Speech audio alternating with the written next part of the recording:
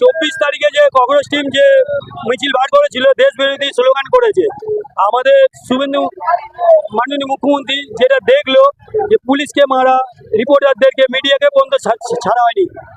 আমাদের ওখানে একটা যুবক প্রচার হচ্ছিল, সেখানেও অত্যাচার করেছিল আমাদের কিছু লোক, কিন্তু আমাদের কর্মীরা বলো কি পুলিশ বলো কোনো কারোর ওপর ওদের কোনো লাঠি চার্জও করেনি।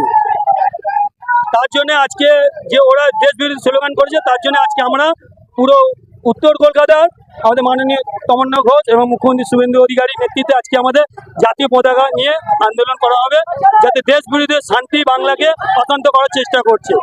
এটা পুরো ভারতবর্ষের মধ্যে দেখানো যাবে যে আমাদের প্রাইম মিনিস্টার যিনি, উনি যেভাবে মানুষকে দেখিয়ে দিল যে ক্যাবিনেট মন্ত্রী যে আছে তাকে পদত্যাগ করালো তদন্তর স্বার্থে, সত্যটা সামনে আনবে বলে নিতে যাবে। আমরা সবাই রাজ্যবাসী মিলে, আমরা সবাই মিলে একসাথে লড়াই করব এবং মানুষের পাশে থাকবো, আর সবাই মিলে আমরা এক হই। 14,000 মানুষ এখানে আমাদের উপস্থিত, 14,000 মানুষ এখন উত্তর কলকাতায়, ছেলে মহিলা মিলে 14 জাতীয় পতাকা নিয়ে আমাদের আন্দোলন থাকবে, যাতে শান্ত বাংলাকে অশান্ত করা যাবে না।